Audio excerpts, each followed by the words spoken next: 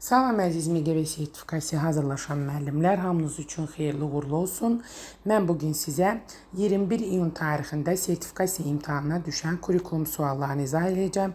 Zəhmət olmasa kanalımıza abunə olmağı, videoları bəyənib şərh yazmağı unutmayasınız. Əvvəlcədən təşəkkürlər və onlayn kurikulum, həmçinin onlayn müsahibə mərhələsinə hazırlaşmaq istəyənlər, sertifikasiya imtahanından keçən müəllimlər, onlayn müsahibə mərhələsinə də hazırlaşmaq istəyən müəllimlərimiz 055 468 8924 nömrəli WhatsApp nömrəmə yaza bilərlər. İndi keçək suallara. Birinci sualda deyir, sinfə yeni müəllim gəlir və sinfdə şifahi və yazılı sorğu keçirir. Müəllimin məqsədi haqqında deyilənlərdən hansı doğrudur? Müəllim uşaqların şəxsiyyət tiplərini öyrənməyə çalışır. Bəli, doğrudur. Introvert, ekstravert, ambivert olduqlarını öyrənməyə çalışır. Jung nəzəriyyəsinə əsasən. Bir doğrudur. Əvvəlcədən mükafatlandırılacaqlarını bildirmək. Yəni, nəyə əsasən mükafatlandırılacaqlar? Ona bu doğru yanaşma deyil. Yəni, səbəb olmalıdır. Behaviorizm nəzəriyyəsində vurğulanır. Cəzalandırma, mükafatlandırma. Sadəcə, yəni, bu situasiya ilə əlaqəsi yoxdur. Yəni, niyə mükafatlandırılır? Uşaqları tanımağa çalışmaq, bəli, həmçinin uşaqların bir-birlərini də tanımasına şərait yaratmaq, hələ ki, özünü tanıyasan, empatiya qurmağa çalışasan, münasibətlərin idarə olunması Goleman nəzəriyyəsinə əsasən ünsiyyəti formalaşdırır, bu da doğru yanaşmadır. Cavabımız 1-3-dür, B bəndi. Şagirdin ailəsi haqqında məlumat əldə etmək, yəni uşağın özü, şagirdin özü haqqında məlumat əldə edilir, ailəsi haqqında yox. Burada şagirdin özü haqqında olsaydı, olardı. Sosial aksiyalar keçirmək bu ümumi Goleman nəzəriyyəsində münasibətlərin idarə olunması üçün lazımdır.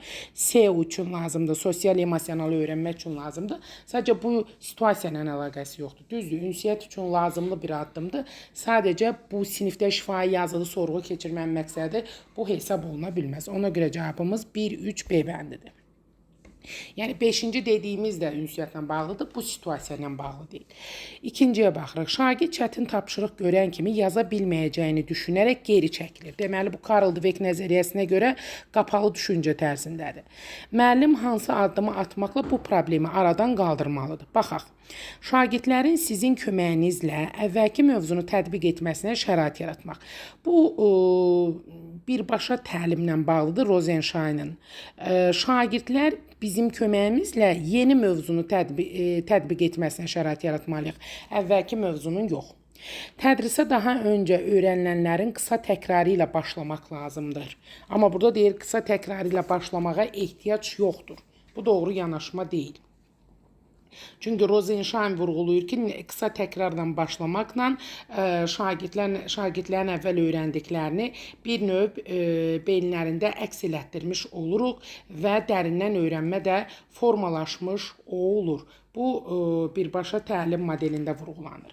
Rosenstein'ın ümumiyyətlə təlim prinsiplərində bu birbaşa təlim modelində 6 dənə komponent var. Birinci nədir? Tədrisə daha öncə öyrənilənlərin qısa təkrarı ilə başlayın deyir. İkinci komponentdə deyir ki, yeni materialı kiçik hissələrə təqdim edin və hər hissədən sonra şagird fəaliyyətinə yer ayırın. Üçüncü komponentdə deyir ki, modellər və işlənmiş nümunələr təqdim edin. Bu şagirdlərə problemləri daha tez və daha yaxşı həll etməyə kömək edəcəkdir.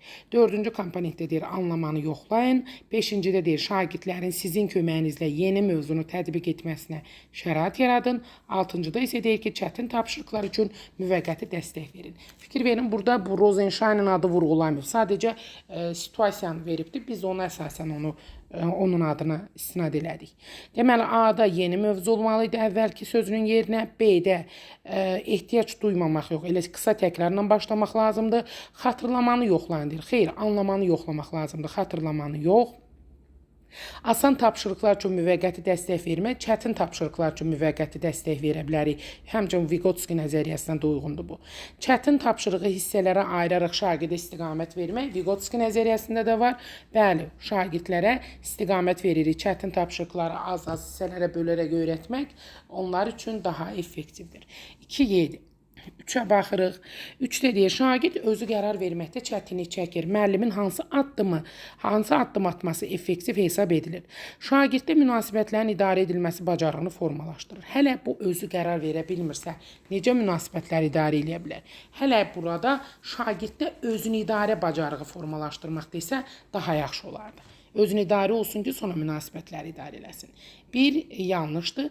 Müəyyən konseptlə bağlı nəticəyə gəlməsi üçün ona ehtiyac olduğu qədər vaxt vermək. Xeyr, yəni müəyyən vaxt, müəyyən düşünmə vaxtı vermək, gözləmə vaxtı vermək lazımdır. Ehtiyac olduğu qədər yox, bəlkə onun ehtiyacı çoxdur. Olmaz. Digər şagirdlərlə ünsiyyətə cəlb etmək. Gözəl addımda sadəcə çıxış yolu deyil. Çünki bunun problemi ünsiyyətdə deyil, özü qərar verməkdədir problemi. Ünsiyyətlə bağlı problem olsa digər şagirdlərlə ünsiyyətə cəlb edərdik. Üçü də çıxırıq. Şagirdlərin özlərinin öyrənməsinə nail olmaq. Bəli, özü qərar verməkdə çətinlik çəkirsə, müəllim uşaqların özlərinin öyrənməsinə nail olmaq, metakognitiv bacarığı inkişaf etdirməlidir. 4 doğrudur. Şagirdin səhvlərinə düzgün cavab vermək bu doğru addım deyil. Çünki Vygotsky nəzəriyyəsində nə deyirdi? Müəllim fasilitator kimi çıxış eləməlidir. Şagirdin səhvlərinə düzgün istiqamət verməlidir. Düzgün yönətməlidir. Düzgün istiqamət verməlidir ki, o da onu getsin, axtarıb tapsın. 5 yanlışdır. 6 yanlış, yox 5 yanlışdır. 6-da deyir, şagirdlərə düzgün şərait yaratmaq. Bəli, düzgün mühit yaratsam, düzgün dəstəkləyici mühit yaratsam, İstədiyimiz nəticəni əldə edərik. Şagirdə stimul vermək, bəli, fəaliyyətin stimullaşdırılmasıdır, motiv eləməkdir, stimul verməkdir, effektiv rəy vermək, konstruktiv rəy vermək onu inkişafa doğru aparar. 4, 6, 7 doğrudur hələ ki, davam eləyək. 8-də deyir, qərarlarını ifadə etməsinə istiqamət verməyə ehtiyac duymamaq. Xeyr, əksinə, qərarlarını ifadə etməsinə istiqamət vermək lazımdır ki, bu problemdə özü qərar verməkdə çətinlik çəkmə problemini aradan qaldıraq. 8 yanlışdır, cavabımız 4, 6, 7 Y bəndi. 4-cü sualda müəllim tərəfindən lövhədə və ya iş vərəqlərində dairə çəkilir və şagirdlərə onun mərkəzində yazılmış anlayış ilə bağlı söz və ya ifadələr söyləmək tapşırılır. Biz demişdik ki, dairələr çəkilir orta hissədə, orta dairədə əgər bir fikir yazılıb, kənar dairələrdə sual işarəsi qoyulursa bu klasterdir. Yox, əksinə, kənar dairələrdə fikir yazılıb, orta dairədə sual qoyulursa bu anlayışın çıxarılmasıdır. İndi burada klasterdən danışırıq, çünki deduksiya xarakteri daşıyır və diaqnostik qiymətləndirmədə aparılır. Orta hissəyə hər hansı bir fikri bildiririk, məsələn, yazırıq Azərbaycan. Azərbaycanla bağlı fikirləri qıraq dairələrdə sual işarəsi qoyulan yerlərdə yazırıq ki, yəni nələrdir? Və diaqnostik qiymətləndirmədə klaster üsulundan yanaşı BİBÖ-dən də istifadə olunur. Ona görə cavabımız Y bəndidir. 5-ə baxırıq. Şagird təlim prosesində özünə qarşı inamsızlıq nümayiş etdirir. Müəllim bu halı düzəltmək üçün hansı addım atmalıdır? Tez-tez valideyn icrası keçirtmək bu yaxşı yanaşma deyil. Ümumiyyətlə, heç bir vəziyyət üçün bu düzgün yanaşma deyil, çünki problem daha da böyüyər. Şagirdlərin güclü cəhətlərini vurğulamalıdır, gözəl addımdır, çünki özünə qarşı özgüvəni artmış olar.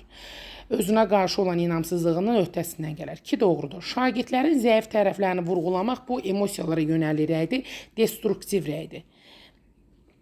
Deməli, 2 oldu konstruktiv rəy, 3 oldu destruktiv rəy. Yəni, zəif tərəfi vurğulasaq daha da demotiv eləyərik. 3 olmaz. Şagirdlərə yoldaşlarının biliklərini refleksiya etmələrinə şərait yaratmaq. Bu zaman bərabər imkanların yaradılması pozulur. Yoldaş qiymətləndirməsi eləyə bilərik. Amma refleksiya biz demişik ki, şagirdlər öz biliklərini eləməlidir. Ona görə 4 yanlışdır, amma 5 doğrudur. Çünki 5-də nə vurğuluyur? Şagirdlərə öz biliklərini refleksiya etmələrinə şərait yaratmaq lazımdır ki, özünü dərk formalaşsın. 5 doğrudur. 6-da deyir, məxfiliyi qorumalıdır. Aidiyyatı yoxdur. Məxfiliyi konfidensiallığı qorumaqdır. Bu situasiya ilə bağlı deyil. Şagird problemlərinin ümumi müzakirəsini təşkil etməlidir. O zaman konfidensiallıq pozulmuş olur. Bu vəziyyətlə aidiyyatı yoxdur, çünki bizə inamsızlıqla bağlı, özünə qarşı inamsızlığı aradan qaldırmaqla bağlı fikri irəli sürməliyik. 8-də deyir, şagirdlərdə özünü inamı artırmalıdır. Bəli, özünə inam, özgüvən artsa, istədiyi nəticəni də əldə edə bilər. Cavabımız 2, 5, 8-dir, C bəndi. 6-cı sual. Müəllim şagirdlərə verdiyi tapşırıqların formatını dəyişir və şagirdlərdə bu halla bağlı problem yaranır. Həmçinin valideynlər də narazılıqlarını bildirirlər. Müəllim hansı addım atsaydı belə halla qarşılaşmayacaqdı? Yeni tapşırıq tiplərinin daha faydalı olacağını şagirdlərə bildirməlidir. Bəli, gözəl addımdır ki, uşaqlara əvvəlcədən desin. Bir doğrudur. Köhnə tapşırıq ilə yeni tapşırıq tipini əlaqələndirməli idi. Xeyr. Yəni, o zaman mövzular eyni olmasa, mən onu nə üçün əlaqələndirim? Yəni, yersizdir, olmaz. Müəllim sonda valideynləri tapşırıqların dəyişdirilməsi ilə bağlı məlumatlandırmalıdır. Sonda yox, əvvəlcədən elə olunmalıdır. Dağdan atılan daş topuğa dəyər. Sonda olsa nə nəticə əldə eləyər? Olmaz. Müəllim əvvəlcədən valideynləri tapşırıqların dəyişdirilməsi ilə bağlı məlumatlandırmalıdır. 4 doğrudur. Müəllim şagirdlərə verdiyi tapşırıqların formatını dəyişməməli idi. Xeyr, müəllim şagirdlərə verdiyi tapşırıqların formatını dəyişməli idi. Bu yanlışdır. Cavabımız 1-4. Davam edirik. 6-cıda deyir ki, müəllim şagirdlərə verdiyi tapşırıqların formatını direktora bildirəndən sonra dəyişməli idi. Xeyr, əvvəlcədən şagirdləri və valideynə deməlidir. Direktora yox. 6 getdi. Müəllim əvvəlcədən şagirdləri tapşırıqların dəyişdirilməsi ilə bağlı məlumatlandırmalı idi. Bəli, 7 doğrudur. Çünki incə dedim, valideynə və şagirdə məlumat verməlidir. Əvvəlki tapşırıq tiplərinin şagirdlər üçün daha faydalı olacağını valideynlərə bildirməlidir. Əksinə, yeni tapşırıq tiplərinin şagirdlər üçün daha faydalı olacağını valideynə bildirməlidir ki, onlar da razı qalsınlar. 8 yanlışdır. Yeni tip tapşırıqların şagirdlər üçün daha faydalı olacağını valideynlərə bildirmək, bəli, bu doğru yanaşmadır. Cavab 1, 4, 7, 9 D bəndi olur. 7-yə baxırıq. Şagirdlər şüarlarından, şirə çöplərindən və plastik şüarlarından, şirə çöplərindən, yəqin şarlarından olmalıdır. Burada şüar gedibdir. Şagirdlər şarlardan, şirə çöplərdən və plastik su şüşələrindən istifadə edərək tənəffüs prosesinin modelini hazırlayırlar. Hə, burada şüar olmaz, şar olar. Deməli, şagirdlər şarlardan, şirə çöplərdən və plastik su şüşələrindən istifadə edərək tənəffüs prosesinin modelini hazırlayırlar. Beləliklə, havanın ağciyərlərə daxil olmasını və oradan xaric edilməsini nümayiş etdirirlər. Verilmiş tapşırıq əsasən inteqrasiyanın biliyin növünü və idraki sahənin mərhələlərini müəyyən edin. Fikir verin, biz demişdik ki, yeni qaydaya əsasən düsturdan istifadə, qaydadan istifadə, teoremdən istifadə edərək bir iş icra edirəmsə, bu anlamı olur. Amma yox, əgər qayda, düstur, teorem yoxdursa, əlimizdə hər hansı bir konkret bir şar var, şirə çöplər var, plastik su şüşələri var. Deməli, mən işi konkret hər hansı bir qayda yoxdur, üzərində iş icra edirəm. Ona görə bu olur prosedural bilik və tətbiq etmək mərhələsi olur. Həmçinin məntiqi təfəkkür olur. Tənqidilik bir məqam yoxdur. Və deyir ki, bunu daxil olmasını, oradan xaric edilməsini nümayiş etdirirlər. Burada havanın ağciyərlərə daxil olması artıq bu fənüstü inteqrasiya olur. Fənüstü inteqrasiya olur. Bunu fənlər arası da demək olar. Çünki biologiya ilə də əlaqələndirə bilərik. Amma variantda elə bir fikir yoxdur. Sadəcə deyir ki, tənəffüs prosesinin modelini hazırlayır. Model varsa burada layihə var. Yəni ona şagirdlər öz üst təxəyyüllərinə əsaslanaraq bir yeni bir şey yaradırlar. Fənüstü də, amma fənlər arası da var dediyim kimi. Biologiya ilə texnologiya fənnini əlaqələndirir. Amma variantlarda elə bir şey yoxdur. B bəndi fənlər arası prosedural var, amma anlamaq yox, tətbiq olmalıydı. Cavabımız ona görə 7-də Y bəndi. 8-ə baxırıq. Sizə təqdim edilən siyahıya əsasən bir neçə rayona səfərə getməlisiniz. Ümumi məsafəni, sərfiyyatını və marşrutu müəyyənləşdirin. Bu sual, bu 21 iyunun birinci hissəsində izah eləmişdim. Orada effektiv marşrut müəyyənləşdirin deyir. Effektiv bir marşrut müəyyənləşdiririksə, biz orada dəyərləndirib onu eləməliydik. Orada cavab, yəni dəyərləndirmə götürülür. Qəbulda da dəyərləndirmə götürülür. Ancaq, yəni variantda amma tətbiq verməməlidirlər el olanda. Yəni, yəqin testi səhvlik gedibdir. Yəni, heç vaxt ikisi də ola bilməz. Amma nəyə görə olmaz? İndi onu vurğuluram. Çünki burada qeyd olunur ki, sizə təqdim edilən siyahıya əsasən bir neçə rayona səfərə getməlisiniz. Ümumi məsafəni, sərfiyyatını və marşrutu müəyyən edin. Baxın, burada mən iş icra eləyə bilərəm, tətbiq eləyə bilərəm. Amma effektiv marşrut deyilsə, artıq sən onu dəyərləndirmiş olursan. Burada sadəcə məsafəni, sərfiyyatı, marşrutu hesaplamalıyam. Bu tətbiq olur. Amma 9-cu suala baxın. 9-da deyil, sizə təqdim edilən siyahıya əsasən bir neçə rayona səfərə getməlisiniz. Ümumi məsafəni, bu məsafə üçün lazım olan yanacaq sərfiyyatını və ən effektiv marşrutu müəyyən edin. Daha effektiv marşrutu müəyyən edin. Vacib effektiv marşrut müəyyən edin desəydi, təhlil etmək olardı. Amma eləcə, dediyimiz kimi, eləcə effektiv marşrut olsa dəyərləndirmədi. Yox, sadə bir işin icrası olsa tətbiq etmədi. Amma ən daha vacib fikirləri olanda, hər hansı bir səciyyəvi cəhət üzrə çıxardığında təhlil olur. Ona görə 8A bəndidir, 9Y bəndidir. 8 tətbiq etmək, 9 təhlil etməkdir. Özüm bu iki versiyada da hazırladım ki, digər versiya ilə dəyişik salmayasınız. 10-cu suala baxırıq. Əgər şagird anlamadığı hissəni müəllimdən soruşmağa çəkinirsə, prosesdə hansı çatışmazlıq var? Pedaqoji ünsiyyətdə səriştəli şərtlərindən ən vacib məsələlərdən olan humanizm. Pedaqoji ünsiyyətdə səriştəli şərtlərdən olan humanizm vacib məsələdir. Vacib məsələlərdən biridir. Amma bu yazıb vacib məsələ olan. Yəni bir dənə vacib məsələ humanizm deyil ki, həssaslıq da var. Məsələlərdən biri olan humanizm olsa olardı. Yəni ən vacib məsələ deyil, məsələlərdən biridir. Ona görə A yanlışdır. Bərabər hüquqluğun yaradılmasının buna aidiyyatı yoxdur. Çünki şagird anlamadığı hissəni müəllimdən soruşmağa çəkinir deyil. Burada bərabər hüquqluluq bir məqam yoxdur. Tənqidi təfəkkürlə də bağlı deyil. Sinif iclasları zamanı konfidensiallığın gözlənilməsinə də bağlı deyil.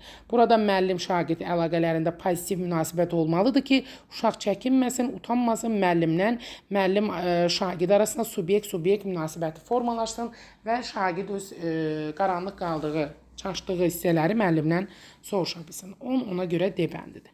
Bu qədər, uğurlar.